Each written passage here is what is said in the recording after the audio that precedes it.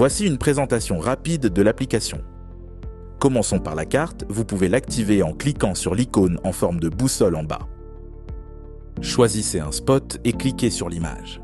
La fiche de détail s'affiche avec toutes les infos sur ce spot. Je vais y revenir dans un instant. Lorsque vous êtes en Islande, votre position apparaîtra sur la carte. La première icône en bas à gauche affiche les spots par région. Choisissez la région en haut en dépliant le menu. Seuls les spots de cette région apparaîtront. La région apparaît en rouge sur la mini-carte. D'autres icônes apparaissent sur l'image à droite lorsqu'il y a des 360 ou des vidéos. Regardons ce spot plus en détail.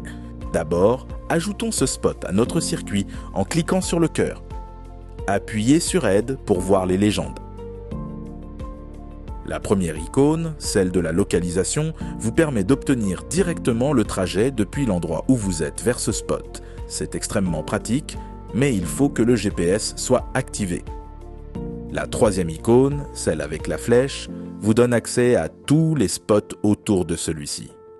Par défaut, le classement se fait par distance et vous avez les 10 spots les plus proches. Vous pouvez choisir un classement par temps d'accès, car parfois un spot est proche mais nécessite pas mal de routes. Vous pouvez aussi choisir le nombre de spots que vous voulez voir aux alentours. Vous avez la position satellite, le temps d'accès et le temps sur site dans le cadre bleu. L'audio est juste en dessous. We are here in Brincatil. Et cliquez sur le bouton bleu pour l'accès aux 360 degrés. Attendre le chargement complet et vous pouvez déplacer ou zoomer dans l'image. En mode manuel, vous pouvez voir tout autour de vous et explorer les environs. Je vous montrerai plus tard le mode automatique. La section texte reprend la narration et vous pouvez déplier cette section en cliquant sur le bouton. En dessous, vous avez une anecdote aléatoire choisie parmi les 500 disponibles dans l'application. Si une vidéo est disponible pour ce spot, elle apparaît ici. Vous pouvez la regarder également en mode plein écran, en cliquant sur le bouton agrandissement et en basculant l'écran horizontalement. Enfin, vous avez une carte en dessous pour vous redonner la position du spot, vous pouvez zoomer et déplacer la carte. Une petite icône musicale verte vous indique que ce spot a été déjà écouté. Maintenant, ajoutons d'autres spots à notre circuit, puis voyons comment l'application a organisé notre voyage en cliquant sur cette icône vers votre circuit personnalisé.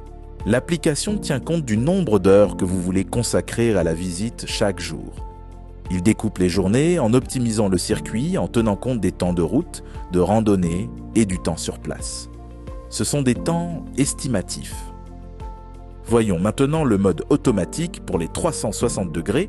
Vous pouvez cliquer sur l'icône dans la liste et vous arriverez directement sur le chargement de l'image. Au lieu de bouger l'image avec le doigt, vous allez cliquer sur l'icône ronde en haut à gauche et autoriser le mode orientation. Voilà, maintenant vous pouvez explorer directement en déplaçant le téléphone autour de vous.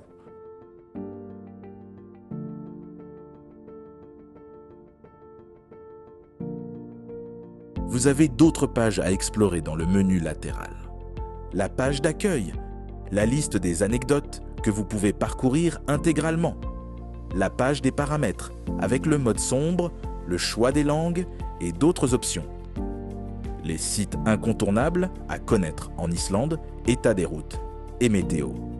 Dans Partage, vous avez un QR code pour faire découvrir l'application à vos amis. Vous pouvez également découvrir notre équipe, Hello, et voilà! Nous espérons que ce guide va optimiser vos vacances.